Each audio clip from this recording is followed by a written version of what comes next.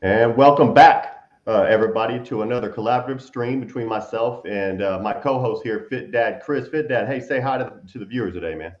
What's up, guys? Welcome back, or Welcome back, welcome if it's your first everybody.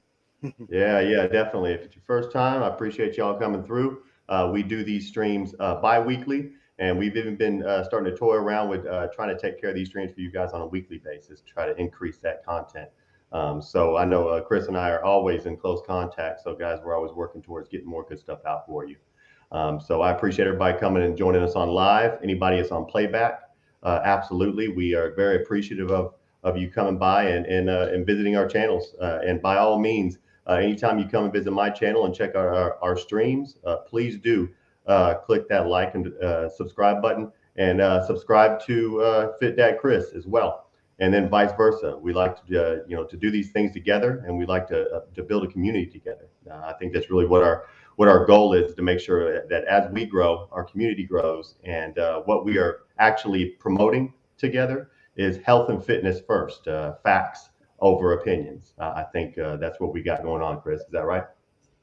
Yep, and what makes what kind of sets us aside from these larger channels, bigger influencers, whatever you want to call them, is that we're living by what we preach, basically. And a lot of the larger influencers tend to sell out and start promoting things that their sponsors want them to say, rather than the things they're actually doing, the products they're actually consuming, the supplements they're actually using, so things like that. So if you hear it from us, it's either something that we studied ourselves, recently discovered, like our most recent show, or it's something that we've learned through trial and error on our own, through our own experience.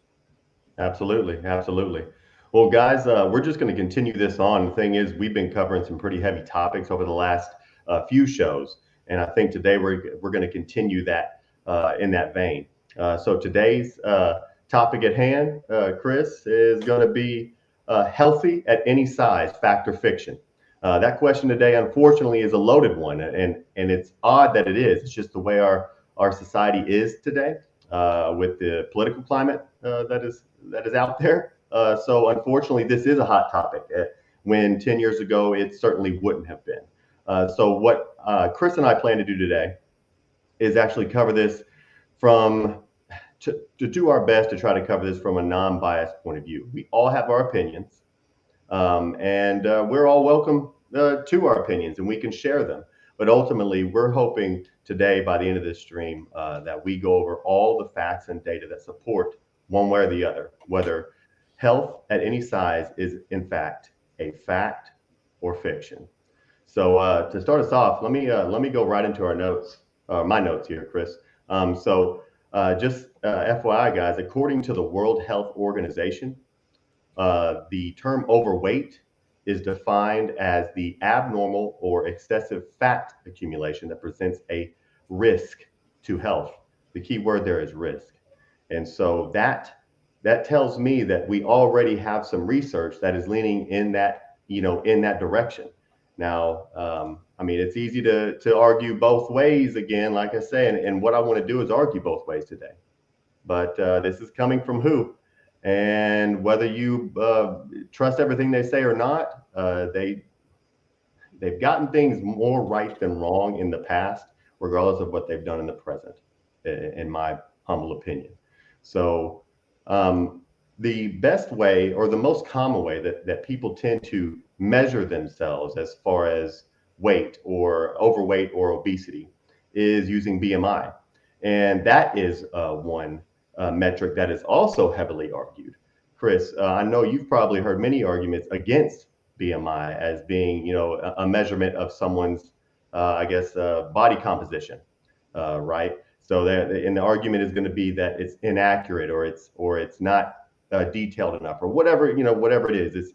There's an inaccuracy involved. And why while I cannot argue against that, what I can say is it is the most is the simplest way to measure body composition, and the most overall, let's say, useful and quick tool to let us know where we land generally on that scale. So just FYI, as far as a BMI chart is concerned, um, 18.5 to 24.9 on a BMI is normal. And I'm using the word normal because that is, I'm going to say normal slash healthy body weight.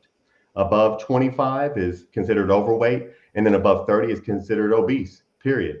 End of story. No ifs, ands, or buts about it. And I think if you, do a BMI on anybody, you will generally be correct. I don't know, Chris. I mean, what are you thinking about BMI? Well, personally, I mean, it's good to get a generalized idea, but I was going to do a screen share and show you guys um, my BMI, just for Okay. instance. I do feel like it is more accurate on average for women. I feel like because women just in general they carry more body fat. It's just the way their bodies, are that's their body composition. Yeah. Therefore, less muscle mass, more body fat, Sure. less bone density. Because BMI doesn't really account for those things. It just accounts for your height and your weight, basically, Right. and whether you're a male or a female. So I feel like Mhm. whenever it's a female, it's more accurate because it's seeing that weight more as body fat, which it usually tends to be. Sure. Um, but I was going to show you a picture of me around 200 pounds. Okay. And then, I mean, you remember last time I was having some issues with my screen share, but we're going to try. We're going to try regardless. So, Always. yeah, I was gonna share a picture of me at around I will say 14, probably 14% body fat, probably around 202 pounds, I think, at the time. Okay. And then I was going to show you my BMI at the same, because as far as BMI goes, it tends to, in men, especially muscular men, Yeah. athletic men. Hold on, just Yeah. sorry. So to continue what Chris was saying there until he gets back, I'm in agreement with that. As far as BMI is concerned, muscle mass does play a huge role in basically raising that number. And Chris, just so you know, and viewers and anybody who's watching this live or on playback, I've been in the overweight category many times in my life. I kind of float around in there, and it's never has been because I have just let myself go completely. It's always been maybe I've just been bigger some years of my life. So yeah, I agree with you, Chris. But go ahead, go with what you got going. All right, so I have. Okay, it's gonna let me show the picture. It looks like.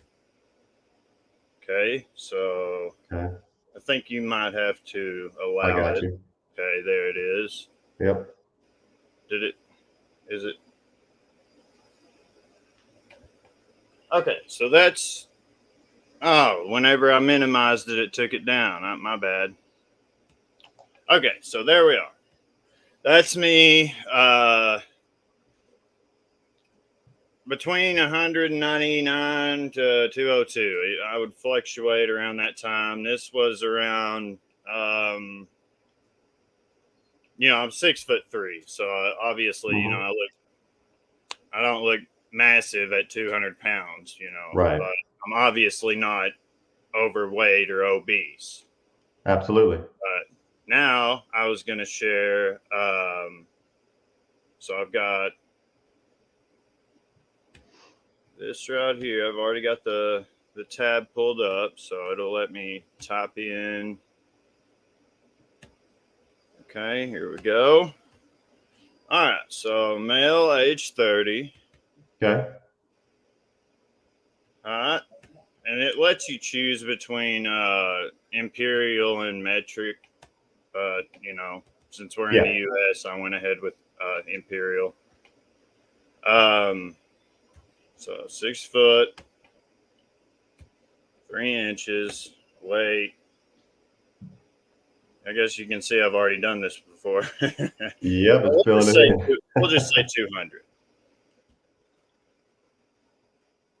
And we'll see what it says. Well, there you go. There it is. Right there. So 25. Overweight, it says. Overweight. And then it says, according to who, underweight is, as you were saying, anything less than 18 and a half. Yep. Normal, 18 and a half to 24 points. So by 1 point, literally. Not even by 1 point. By 0.1. 0.01. Yeah. I'm overweight by 0.01. Yeah. If at 200 pounds. So if we change it to, let's see, I've been up to 205. Let's see what it says there. 25.62. So a little bit more. But of course, this is the point of me pointing this out was just to kind of show that, as far as men go, it doesn't account for the muscle mass. So, I don't know why that just happened, but anyway. Yeah.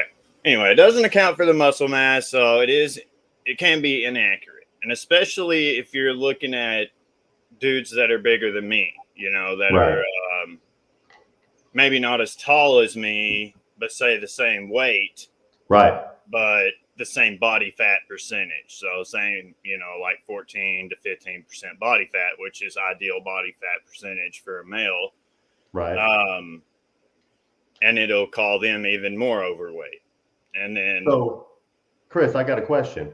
If you can, if it's not too much trouble, bring that back up. Let's do mine. Because that's a good thing you just brought up here. Because the thing is I usually stay around 195 to 200 myself as far as my weight goes. That's what I've been kind of maintaining for several years now. But I'm only just right at 6 foot tall. So let's see what that looks like. Because this is interesting. That really obesity and overweight is categorized by BMI more times than not. So we're trying to really cover this topic fairly. And if this is how we're going to be measuring each other, I want to see where I stand. If you are. On the other side, so in favor of BMI, your weight is going to dictate whether it's muscle mass or fat. Obviously, muscle mass is preferable, but once you get into like IFBB pros and stuff and things to that nature, it would be more ideal, it is more taxing on your organs overall. Gotcha. So that larger people tend to die younger. That's just a known fact. It's most of the time why women outlive men is because they're smaller. Their organs don't have to work as hard to support as much body mass. But they don't have as much testosterone, which tends to kill us men as cardiovascular wise. There are several factors. Absolutely. Absolutely. So of course, because I accidentally closed out of it, and now it's showing me a different one. But I can just go into my history here, and there we are.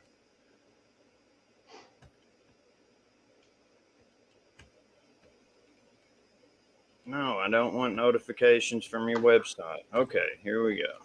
So I'm going to hit share again, and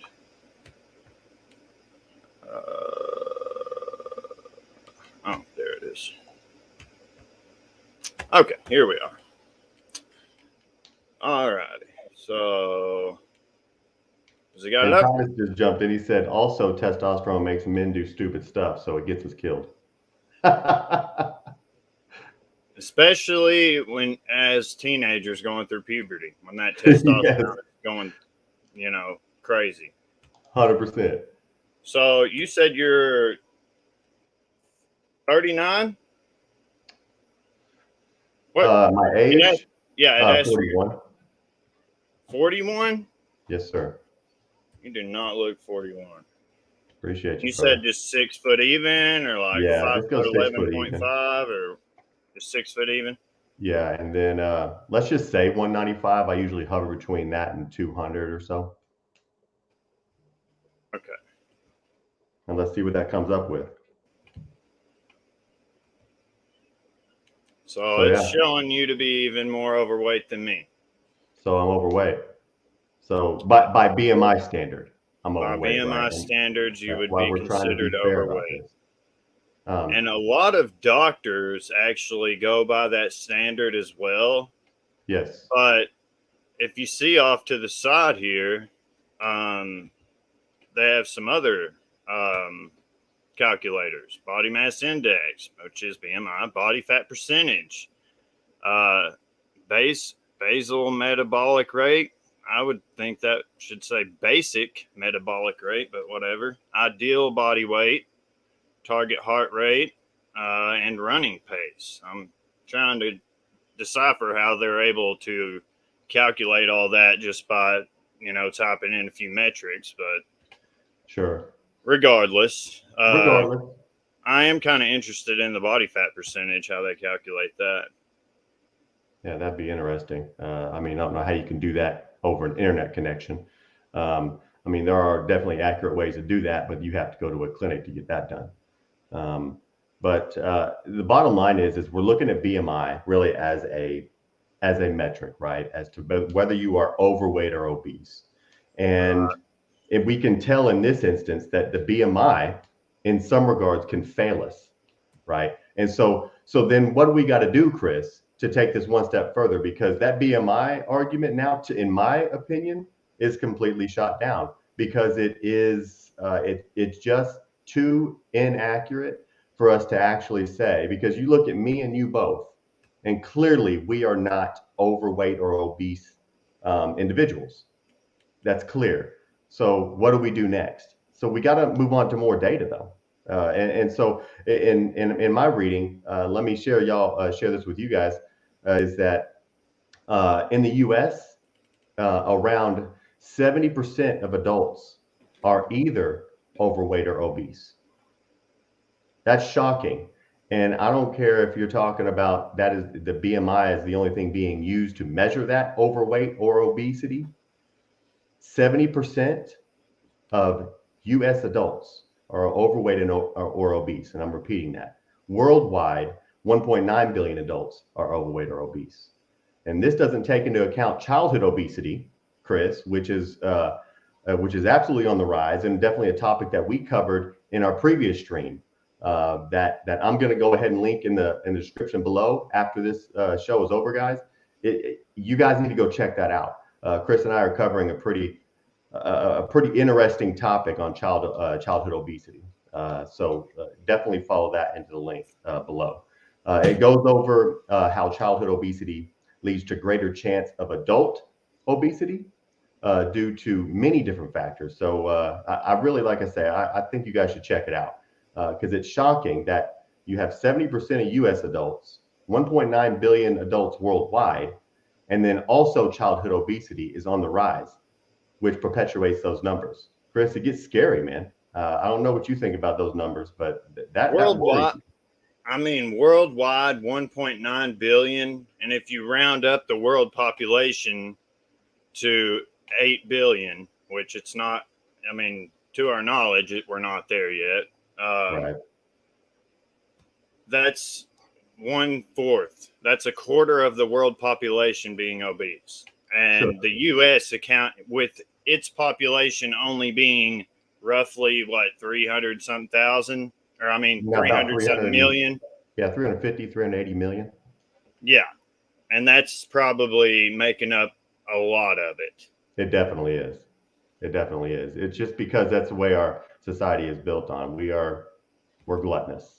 We are overprivileged, and I am very grateful for the country I live in. We have all those freedoms. We have freedom to eat all the food we want. So therefore, we need to be able to also own up to the fact that whenever you eat too much and do too little, it does affect health. There's no ifs, ands, or buts about it. And I'm going to go over some more information on that. But Blackbeard jumped into the stream. Chris, just want to say hi to Blackbeard. He says, been overweight most of my life based on those calculators. So Blackbeard also, another gentleman that has joined us live, also has been basically classified as overweight using the BMI calculator.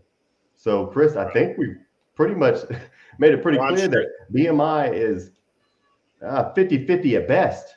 And it's really kind of better on the female side of things. Because when you have the male body with muscle mass and bone density, all those things change. Yeah. And I'm assuming that those, mind-boggling numbers are based off of BMI, most of them, because the doctors are just generalizing. You go into the doctor, the first thing they do is they put you on the scale and they see how tall you are. And then they take your blood pressure, check your heart rate, and those are the metrics they go by to check your health. Yes, sir. So, and they do use BMI, and I'm sure, Blackbeard, he was in the military, right? Yes. So I'm sure the military went by BMI standards as well. But since we brought up that, the childhood obesity topic, I wanted to do one more screen share and show that one excerpt that explained the difference between hypertrophic and hypercellular obesity, which I'm actually doing a video. I've almost got it finished and ready to go up on my channel, just covering that part of the show. Okay.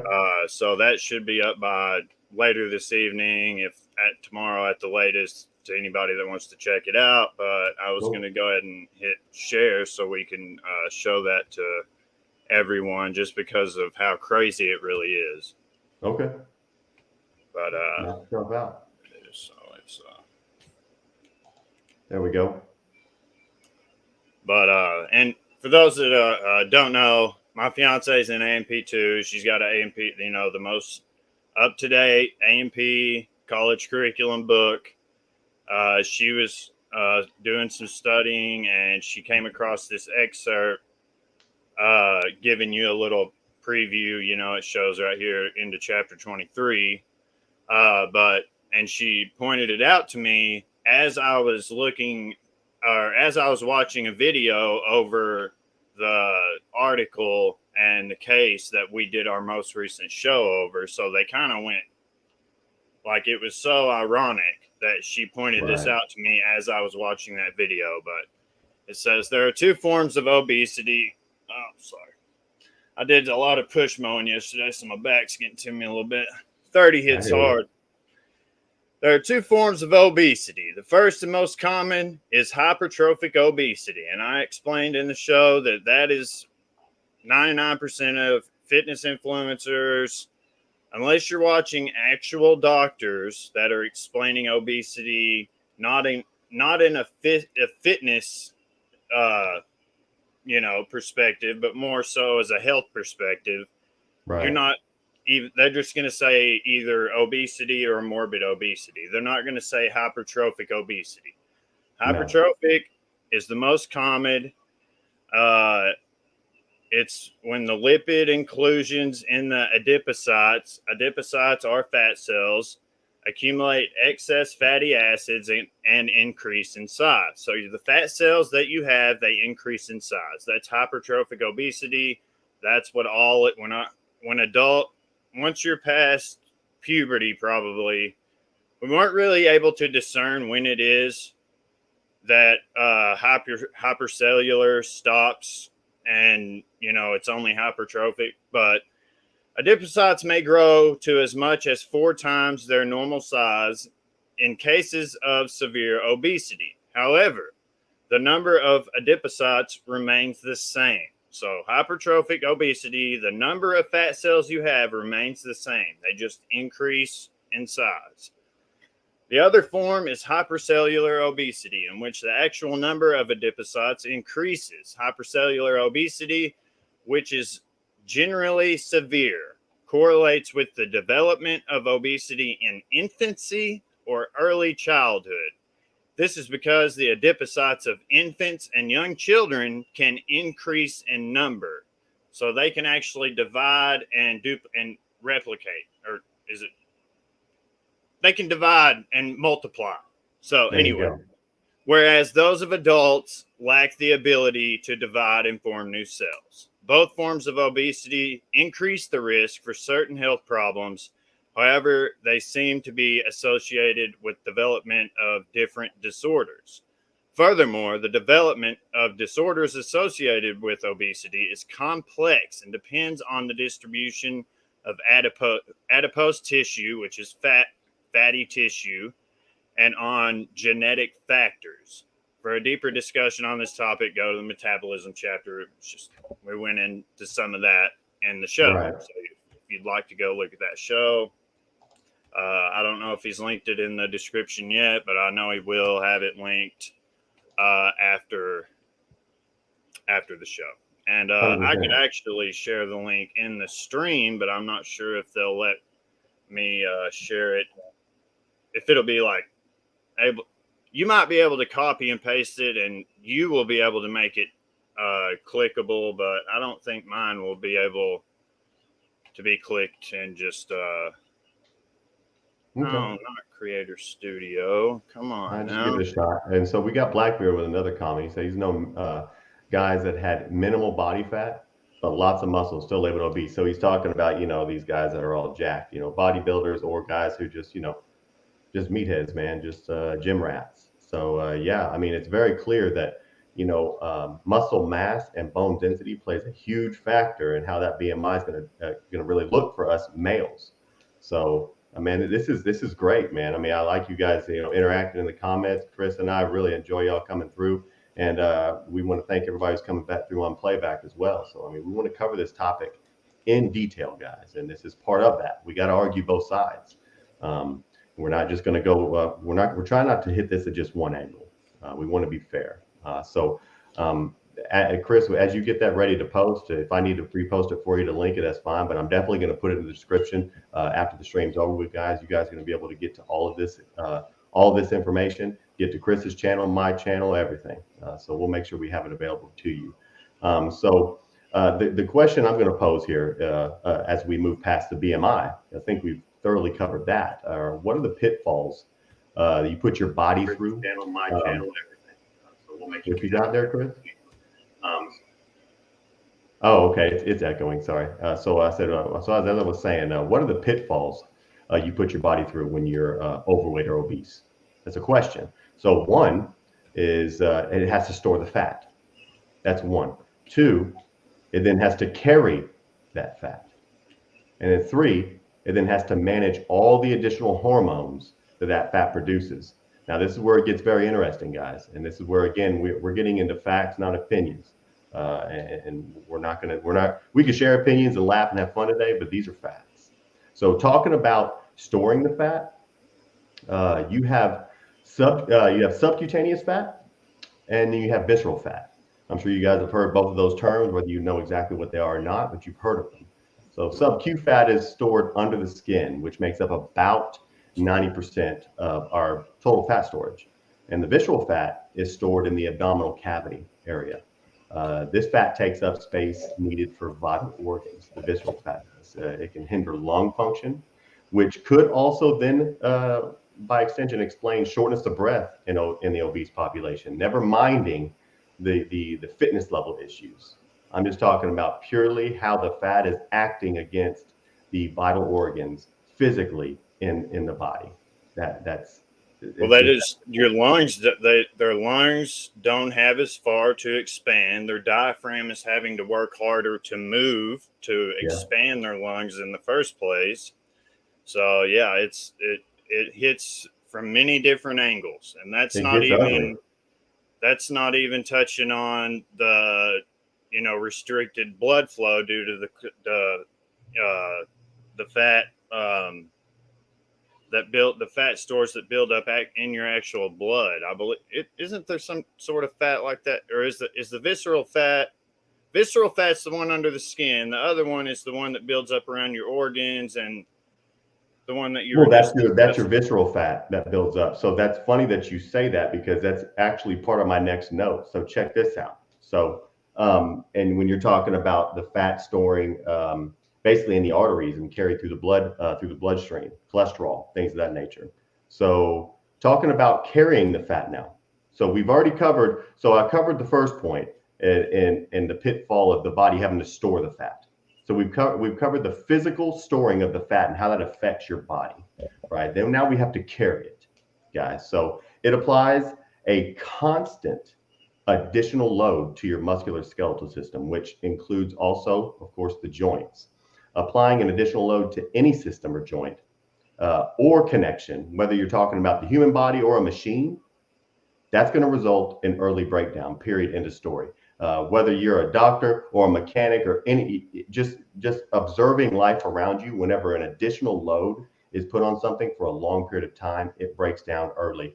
And that doesn't go away just because of our feelings as human beings. That doesn't just disappear. That's real.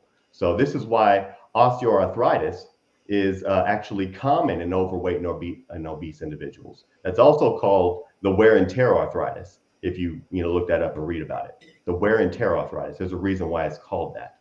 So for every pound of body weight we have, Chris, it adds an additional 4 pounds of pressure to your knees.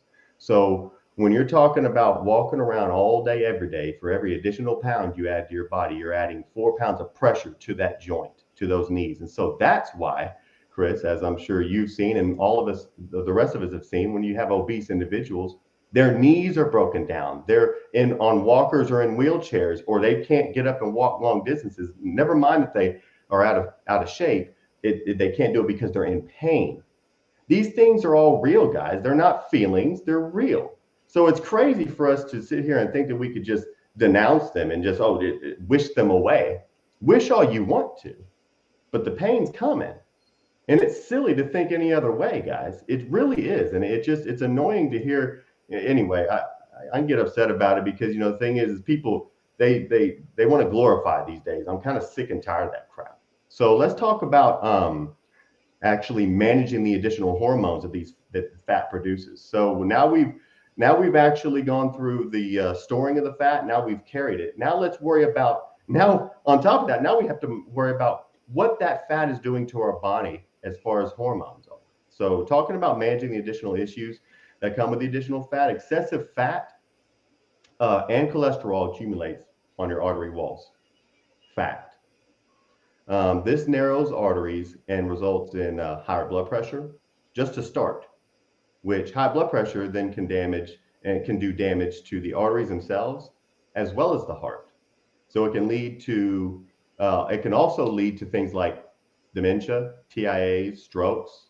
It can damage kidneys and eyes, lead to sexual dysfunction, and many other diseases. Not to even mention the extreme cases when it can lead to heart failure and all the way to heart attack and death. Aneurysms. There you go. It's what killed my mom, stuff, guys. This stuff is cause and effect. Cause and effect. Feelings never fit in anywhere in any of this. Cause and effect. When you add this additional load, you break the body down sooner. And when you add the additional fats, it does this to the body itself. And when you add the additional strain on the body and their systems, you get the high blood pressure, you get the strokes, the heart attacks. These things happen. And then we're talking about actual hormone issues. So first, let me backtrack a little bit. Ischemic. So when we talk about in extreme cases where it can lead to the heart failure and heart attack, ischemic heart disease is the world's leading cause of death, and the population with the most ischemic heart disease. I'll give you one guess. America population. Okay, so if in the entire world, ischemic heart disease is the leading cause of death, and then you take that population, you break down who encompasses most of that, and it's obesity, it's obese patients. Come on, guys, we're gonna have to get real here. So now let's talk about the additional hormones that have to be managed by the body from excess fat. Fat secretion. No, Blackbeard. No, it's not. Not all fat is bad. No. Actually, if you got down to less than 3.5 or 3.9%, you would die. You have to have some fat. Ideal body fat for a male is around 15%. Ideal for a female is somewhere around 28, I believe. So yes, you do need some body fat to function because Absolutely. it's actually um, you'll hear bodybuilders all the time when they're cutting and prepping for shows. They feel like garbage. They don't have any energy, and it's because they don't have any stored energy. Plus, they're cutting at the same time, so they're in a calorie deficit. So any energy they are consuming is just going to keep their regular bodily functions you know to the best ability that the body can. It's taking that energy and putting it in the most important places. So they won't Well, be able to think as clearly because they won't have as much energy going to their brain. They won't yep. be able to work out as hard. They won't be able to do, I mean, just it's going to basic vital functions like your heart. It's going to, breathing. So, yes, no, not all fat is bad by any means. Agreed. No, Chris, thanks for stopping me and answering that question. Because that's a good question, and that's Yeah, I exactly didn't mean right. to cut you off. I just wanted No, to. no, you're fine. You're fine. I'm going off, man. The thing is, I'm real passionate about this whole topic, and I mean the whole topic. I mean health and fitness, and so I just want to clear the air about the whole obesity thing. As if any of our viewers had any questions. Anyway, most of the time, people are coming through our channel, kind of they ride in our lane. I'm We're not trying to missing convince them, somebody. Have you but noticed? it's still frustrating, very frustrating. So let's talk about the hormones though now, Chris, because how the fats actually secrete hormones, and I'm going to tell y'all what these hormones do to the body. So when you talk about having an excess of fat, you have an excess of hormones, and hormones can wreak havoc. So fat actually secretes leptin, estrogen, angiotensin, I believe, is how you say that. And then it produces an insulin sensitivity, which could explain. It's funny how all these kind of lead to the next step. The insulin sensitivity, which could explain the diabetes issue amongst the obese population.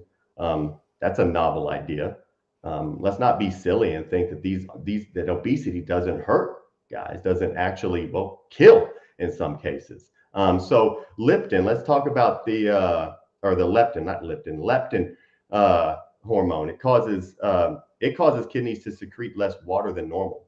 So this then further contributes to hypertension by volume overload. Guys, your kidneys are flush. They are flushing out the fluids in our body. And whenever you release an excess of this hormone that hinders the kidneys from flushing the fluid out of your body, you have a volume overload. And then what happens with a volume overload is you have higher pressures in your system, which is hypertension, which then leads to heart disease, which then leads to heart attack. This crap always leads. I mean, it's very simple to follow these ABC 1, 2, 3 steps, guys. Super easy. So anyway, estrogen. Excessive estrogen has been connected with increased risk of cancer. The most common in of the obese population are breast, um, lung, liver, kidney, and bladder cancer. And then it's estimated that the obese population have a 6 to 12 times higher death rate due to overall causes over healthy weighted individuals. So, guys, I don't know if I've said enough or if Chris has said enough. He probably has more to say than I do, but I don't know what part of this folks don't understand. You cannot be healthy at any size. It's just simply fact. You can get in your feelings and you can say, but I'm big and I'm beautiful. Fine. I didn't say you're not beautiful. I'm saying you're not healthy, right? That's where I'm coming from. Chris, run with it a little bit, man. You got me all hyped up over here. Well, America, for instance, people will point out you go to Italy, you go to China, wherever, you go to other countries. Yes, they do have fast food restaurants. They've got McDonald's, but they're large. Like they're large as for a soda, right? Take soda or fries, for instance.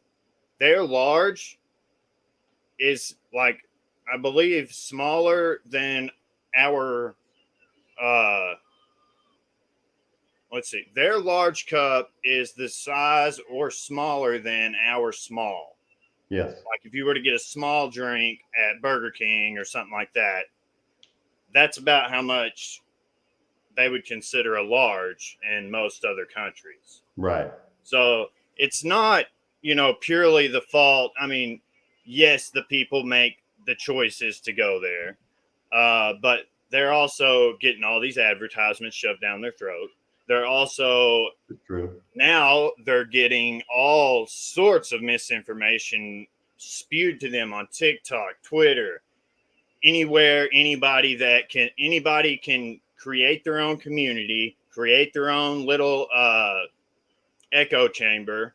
Mm-hmm. And this is one of the biggest issues I've had with social media. Yes, it does make it easier to connect with family, but it also creates a place where people can either make up some nonsense, and then other people who are kind of lost, that, like young, whether they're young or old, doesn't matter. Some people are just lost. They don't know who they are. They don't know what to believe anymore because there's information everywhere and everything contradicts everything, right? So they don't know what to believe. So they grasp these people, and that's who they are looking for. They are looking for these people who don't know what to believe, and they try to make their nonsense sound very convincing. They'll do, they'll see, like, what's her name? Is it not Trisha Paytas? I actually don't dislike her nearly as much as Tess Holiday. She'll be like posting on Instagram, I'm in the gym, I'm healthy. And then she's doing mukbangs, eating 10,000 calories in one sitting. And then, she's got millions of followers. Yeah. And these people all believe her that she is healthy, despite just because she took an Instagram picture and photoshopped it for 2 hours and then posted it on Instagram while she was in the gym. So here, Chris, they don't think that. Here's the thing. There's no way on God's green earth they actually believe that they're healthy. What's happening is they're gaslighting themselves, right? They're trying to convince themselves because they don't want to face the reality. Yes. And so the thing is they know that they are lazy. They know that they are also ignorant, and and ignorant and lazy is dangerous because you don't know enough about a subject, but you're too lazy to go figure it out. So you'd rather just latch onto something that feels good. And that's what's happening. So they latch on to Tess Holiday, like, oh, she's beautiful and she's healthy. She's in the gym, but she's mukbanging over here. Oh, I'm going to be like her. Okay. And you're going to have diabetes like her. You're going to have hypertension. You're going to have heart troubles. You will absolutely die early. I have never seen an obese person in a great age. Never in my entire medical career have I seen a morbidly obese 90-year-old person. It don't happen, folks. You don't make it. Okay. So it just, numbers don't lie. And so it's ignorance and laziness and our complacency as a society over social media. I don't get it. It's mind-boggling where you will believe a social media post, but if you go out into public, you think every other stranger out there is a moron. But that's that same moron that posted on Twitter a second ago that you liked their post and you just believed it, right? Or then you wouldn't retweeted it like it's news instead of opinions. That's we're talking another about facts here. And I know we're running out of time, and I didn't mean to cut you off, but there's another, and I hate bringing up, I'm not even going to bring up politics, but just media in general. Yeah. say CNN runs an article on healthy at every size or something. Right. I bet you $100 they either don't have any source anywhere to be found, or their source is an anonymous source. Anonymous. Yeah. So Every time. then you get the people sharing these articles from CNN. Oh, it's CNN. It's got to be legit, right? They Right. don't get paid millions of dollars by all these people to say whatever the hell these people want them to say. I'm sorry, but whenever, even Fox, I don't even watch Fox. Anything that can be anybody or any corporation that can be paid off to say something, I'm going to be very skeptical of what they're saying, whether it's true or not.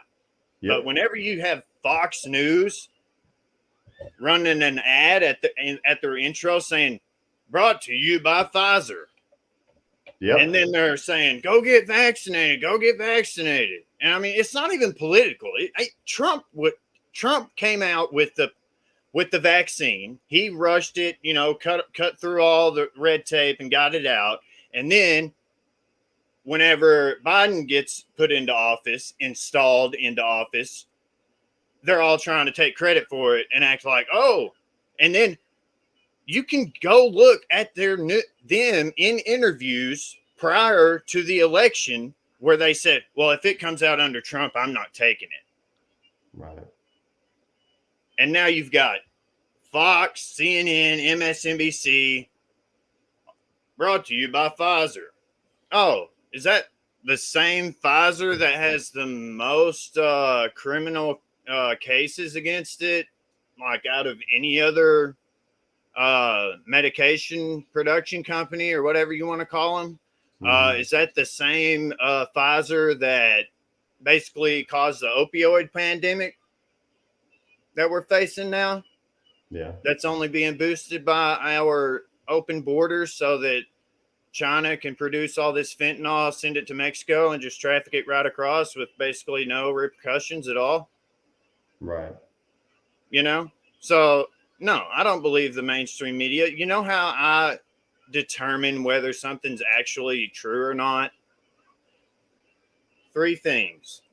When someone says they're healthy, no matter how what they're, despite Healthy the fact they're inside. morbidly obese, they've got a body fat percentage of 50%, and they're saying they're healthy. And then they show me all these,